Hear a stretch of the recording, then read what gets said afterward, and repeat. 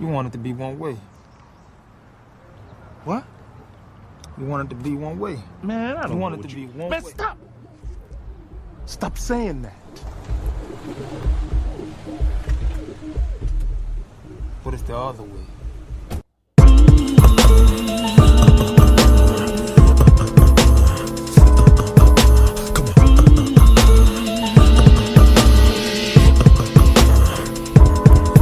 Shut a nigga down so quick, my sound so sick, my time spin around while I hold my dick. Ridiculous shit, flip immaculate, evolutionary flows, yo, want more dough. Bang with the best, get the best, all the rest of the blessed. Rip a nigga from the east to the west, it's a lyrical maze.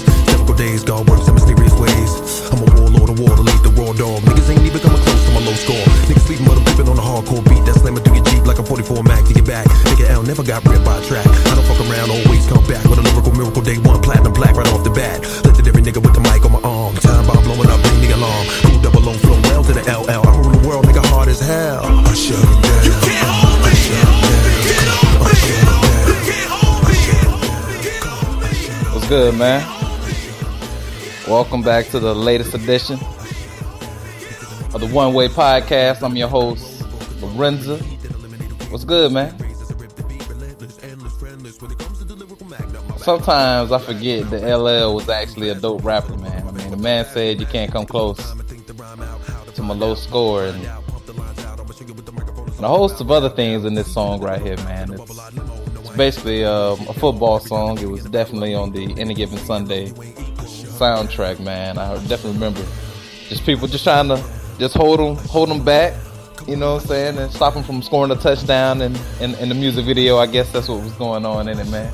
LL was definitely an interesting dude during that time. Of course, everyone remembers the rumors or the actual fight that was between him and Jamie Foxx on the set of this movie, man. Shout out to Willie Beeman. Shout out to T.O. and Bill Bellamy for being receivers. And shout out to the defense, the Sharks defense in that movie. And as a matter of fact, I think there's a lot of parallels between that defense and offensive dynamic and what we just had with the Seattle Seahawks, because I do believe that between Richard Sherman and Cam Chancellor and Michael Bennett, there had to be a Lawrence Taylor type personality, and maybe it was Richard Sherman on that defense, just to make sure the offense always came to play, and they knew who really buttered the biscuits, so to speak. But in keeping with the theme of football, specifically the NFL, the league has come across some rule changes, I should say. The catch rule has been fixed. Finally, the rule is going to go back to what we remember. They're not going to complicate things. If you catch the ball doesn't touch the ground, it's yours. If it touches the ground and doesn't move, it's yours, all that good stuff.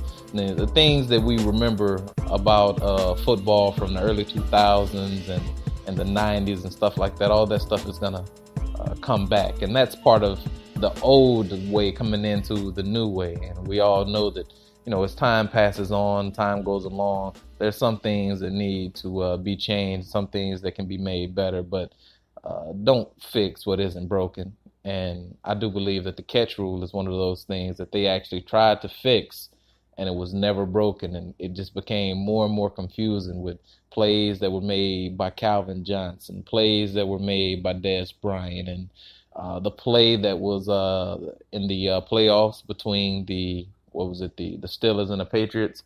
Plays like this have always been affected by this rule catch, and we as fans are tired of seeing it.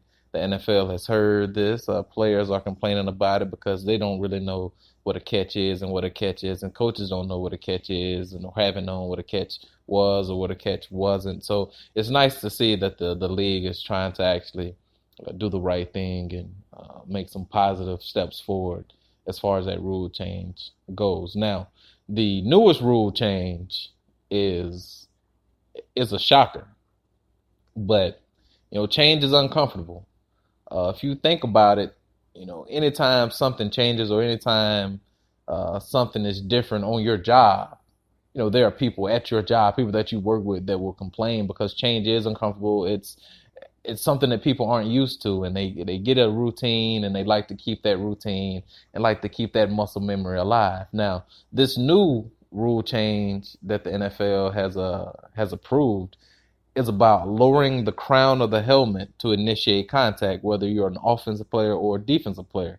Of course, that's going to affect defensive players, especially DBs with receivers who try to protect themselves as they catch the ball and they end up making helmet-to-helmet contact. This could possibly lead to an ejection or 15-yard penalty, much like the college game. And we've seen a lot of calls be wrong in the college game, but I'm pretty sure that on plays like this, before players actually ejected from a game, or not necessarily penalized, it's going to be penalized, but before a player is actually ejected, I'm going to guess that it's going to be reviewable. You know what I'm saying? I'm going to guess that someone, wherever they are in New York or, you know, on the actual field of play, the head referee will make a decision about whether or not a player should be ejected from the game, because, you know, these hits can happen first play of the first quarter.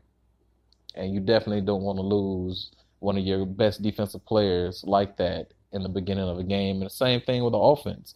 Like players who running backs, 3rd and 1. Do you not think the guy's going to lower his helmet in order to, you know, get there? He's going to lower his shoulders, which is going to lower his helmet in order to get that first down. I mean, the days of the Earl Campbells are gone. We might as well kiss them goodbye, because they're trying to make the game safer. And when you make this game safer, you're going to have to change the game.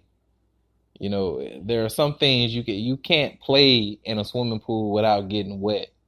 So they're going to be collisions, incidental or not. They're going to be there. You can't fix it. And we as fans are just going to have to accept, and them as players, they're just going to have to accept that these things are evolving. And will we eventually evolve ourselves out of football? Maybe, but we'll find something else. Just as long as they don't touch boxing, man. I'd be highly upset if they ever decided to do anything along with that, man. But those two rule changes have really affected the NFL talk around my way, whether it be just random people I talk to on a regular, or people that talk for a living on TV. Those things are out there. As far as other football news is concerned, the draft is coming up soon. Hopefully it'll be as entertaining as last year's draft was. There are a lot of quarterbacks that can go to many different places. There are about 4 that deserve to be, you know, drafted in the first round. Definitely some Georgia guys, 2 running backs that I'm going to be looking for to come off the board. So we'll see what's up with that. Also, Odell Beckham may or may not be on the trading block. At first, they say that no one is untouchable on the team, and then they say that they're not shopping Odell Beckham Jr. So we'll see how that turns out. Teams are actually looking at Johnny Manziel, I'd say, because he definitely participated in Texas A&M's Pro Day. He's obviously going to get another shot in the league, and obviously, you know, as the black guy that I am, I say, okay, what about Colin Kaepernick? But we know 2 separate issues. He is going to, Johnny Manziel, rightfully so, too. Since everyone is concerned about mental health these days, he can definitely play the mental health angle, even though it's going to still be some little privilege nugget shoveled up under that, especially dealing with the situation that Colin Kaepernick has found himself in. But if he plays that mental health angle and trying to get better, I guarantee you that someone will take a chance on him, especially for the optics. You know, give a guy a second chance that definitely hasn't run afoul to you politically. Because we all know if you run afoul to them politically, you probably will end up on the outside looking in, no matter how good you are. But, man, that's about it for me right here today, man. I appreciate you guys for listening, whether you're listening via iTunes or you're listening via, what else is it that we can listen from? Oh, yeah, Google Play, man. But thank you for listening to One Way, bro. Peace. What is the other way?